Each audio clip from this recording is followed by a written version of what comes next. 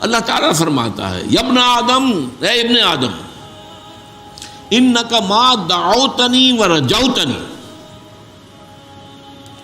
تو جب تک مجھے پکارتا رہے گا اور مجھ سے امید باندھے رکھے گا، غفرت لک علی ما کان منک ولا ابالی، میں تجھے معاف کر دوں گا جو بھی کچھ ہوگا تیرے پاس، جتنے گناہوں کا بار تو لے کر آ جائے گا۔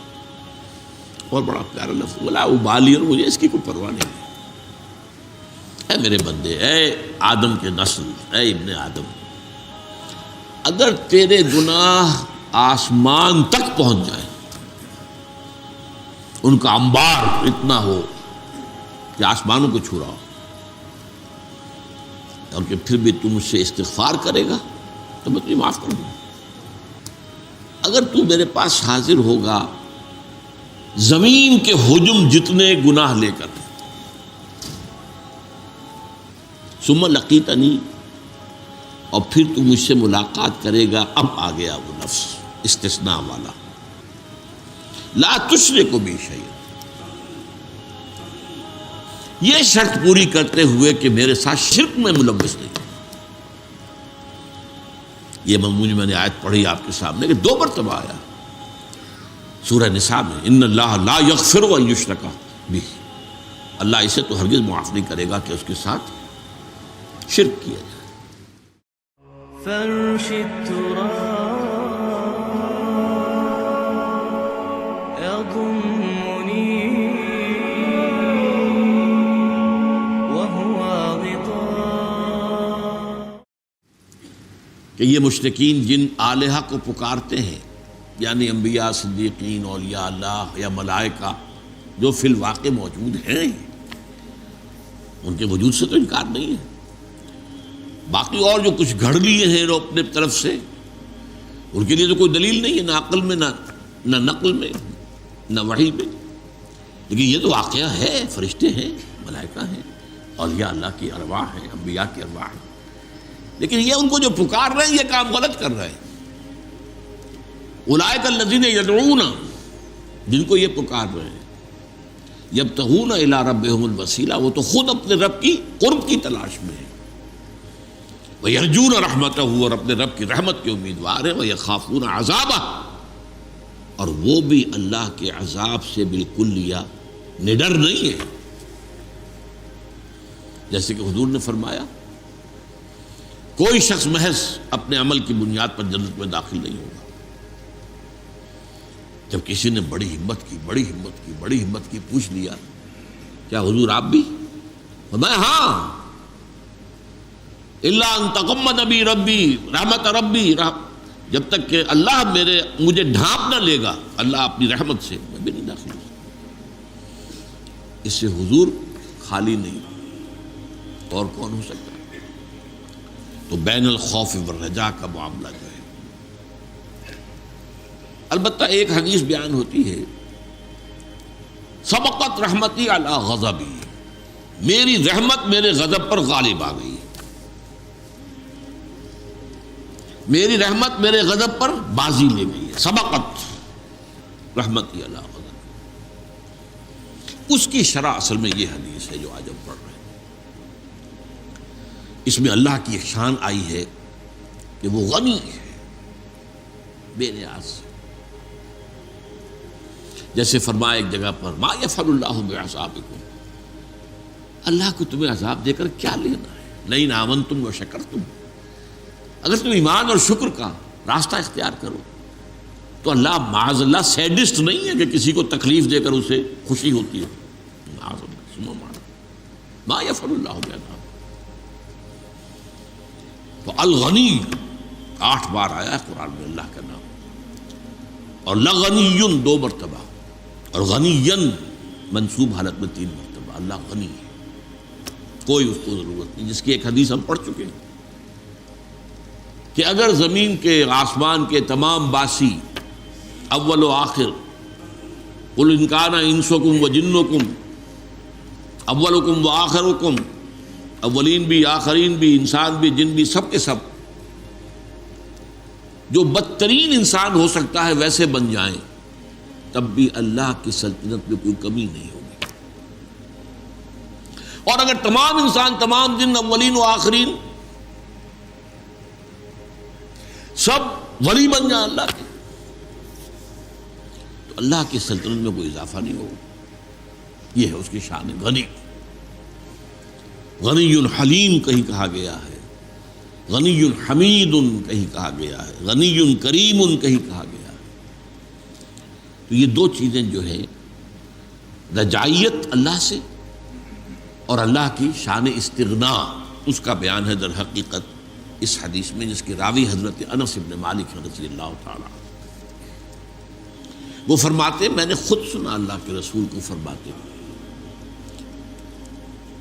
یہ انداز ایسا ہے کہ جو بڑا یقینی ہو جاتا ہے، سمیٹو میں نے خود سنا۔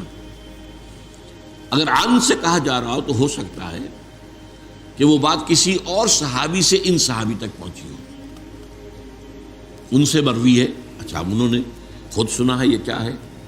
یہ یقینی بات نہیں ہوتی، لیکن سمیٹو میں نے سنا۔ قال اللہ تعالی، یہ حدیث قدسی ہے جس کی کئی مرتبہ میں آپ کے سامنے ڈیفینیشن بیان کر چکا ہوں۔ اللہ تعالیٰ فرماتا ہے، یا ابن آدم، اے ابن آدم، انک ما دعوتنی ورجوتنی، تو جب تک مجھے پکارتا رہے گا اور مجھ سے امید باندھے رکھے گا، غفرت لک علی ما کان منک ولا ابالی، میں تجھے معاف کر دوں گا جو بھی کچھ ہوگا تیرے پاس، جتنے گناہوں کا بار تو لے کر آ جائے گا۔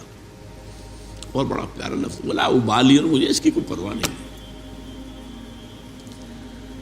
یہ نہیں ہے کہ کسی انسان کے ساتھ آپ نے زیادتی کیا، اس کے اندر انتقام کا جذبہ ہے، جوش ہے۔ اگرچہ ہے لفظ انتقام بھی آتا ہے قرآن میں، وہ شان دوسری بھی موجود رہنی چاہیے، خوف والی بھی، اس اعتبار سے۔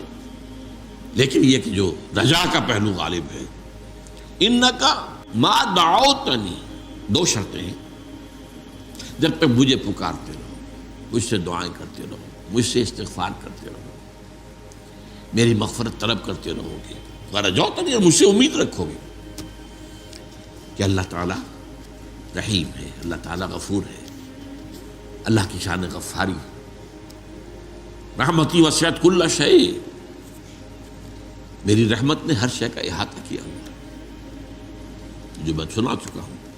سبقت رحمتی علی غضبی، رحمتی وسعت کل شیء، میری رحمت تو ہر شے کا احاطہ کیے ہوئے۔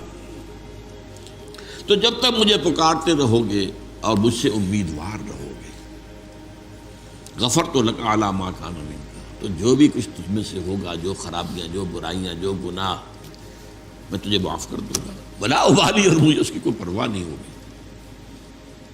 یہ ہے شان استغنا، الغنی، غنی عن العالمین، سورہ آل عمران میں آیا ہے۔ جو حج کی استطاعت رکھنے کے باوجود نہ حج کرے تو گویا کہ وہ ایک طرح کا کفر کر رہا ہے، اور اللہ تعالیٰ غنی ہے تمام جہان، اس سے اسے کوئی ضرورت نہیں ہے کہ تم جاؤ ضرور اس کے گھر کا طواف کرو، وہ تو غنی ہے۔ یا ابن آدم لو بلغت ذنوبک عنان السماء ثم استغفرتنی غفرت لک، اے میرے بندے، اے آدم کے نسل، اے ابن آدم، اگر تیرے گناہ آسمان تک پہنچ جائیں، ان کا انبار اتنا ہو کہ آسمانوں کو چھو رہا ہو، اور کہ پھر بھی تم مجھ سے استغفار کرے گا تو میں تمہیں معاف کر دوں گا۔ آخری شکل، یا ابن آدم انک لو اتیتنی بقراب الارض خطایا، اگر تو میرے پاس حاضر ہوگا زمین کے حجم جتنے گناہ لے کر، ثم لقیتنی، اور پھر تو مجھ سے ملاقات کرے گا، اب آ گیا وہ لفظ استثناء والا، لا تشرک بی شیئا، یہ شرط پوری کرتے ہوئے کہ میرے ساتھ شرک میں ملوث نہیں۔ یہ مضمون میں نے آیت پڑھی آپ کے سامنے کہ 2 مرتبہ آیا سورہ نساء میں، ان اللہ لا یغفر ان یشرک بہ، اللہ اسے تو ہرگز معاف نہیں کرے گا کہ اس کے ساتھ شرک کیا جائے، وَيَغْفِرُ مَا دُونَ ذَلِكَ لِمَن يَشَاءُ، بخش دے گا جو بھی کچھ ہوگا اس کے سوا، جس کو چاہے گا. یعنی یہ بھی نہیں ہے کہ یہ معافی کا اعلان عام ہو رہا ہے، یہ اللہ جس کو چاہے گا، اور جس کو چاہے گا میں کیا شرط ہے؟ اللہ ہی کو پکارتا رہا ہو، کسی اور کو نہ پکارا ہو، اللہ کو پکارا، کہیں غوث العظم کو نہ پکارا ہو، کہیں کسی نبی اور رسول کو نہ پکارا ہو، کسی کو نہ پکارا. لا تدعوا مع اللہ احدا، اللہ کے ساتھ کسی اور کو مت پکارو.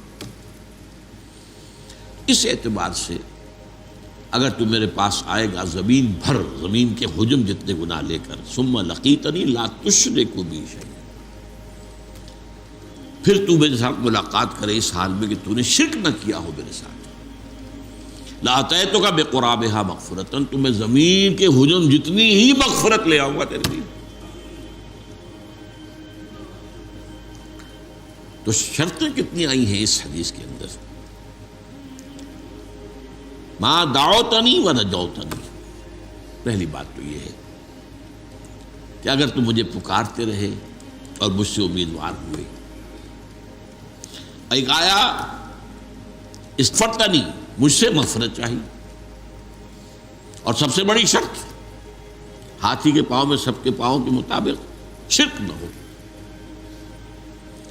اب اس سے آپ کو اندازہ ہو جانا چاہیے، اور دو مرتبہ جو آئی ہے سورہ نساء میں، شرک کو معاف نہیں کرے گا، یہ اعلان عام ہے.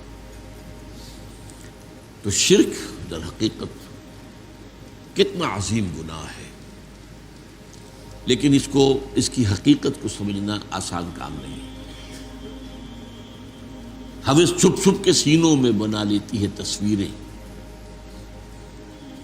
آپ نے بت سامنے رکھ کر نہیں پوجا، اپنی خواہش نفس کو پوج لیا. ہم پچھلی مرتبہ پڑھ چکے ہیں آیات. ارأیت من اتخذ الہہ ہواہ افانت تکون علیہ وکیلا. ہے نبی، آپ نے غور کیا اس شخص کی حالت پر جس نے اپنی خواہش نفس کو اپنا معبود بنا لیا ہے، اس کو پوج رہا ہے. کوئی بت خانہ نہیں ہے، بت خانہ شکستم میں نے بت خانہ تو توڑ دیا، لیکن اندر جو ہے ہوس چھپ چھپ کے سینوں میں بنا لیتی ہے تصویریں.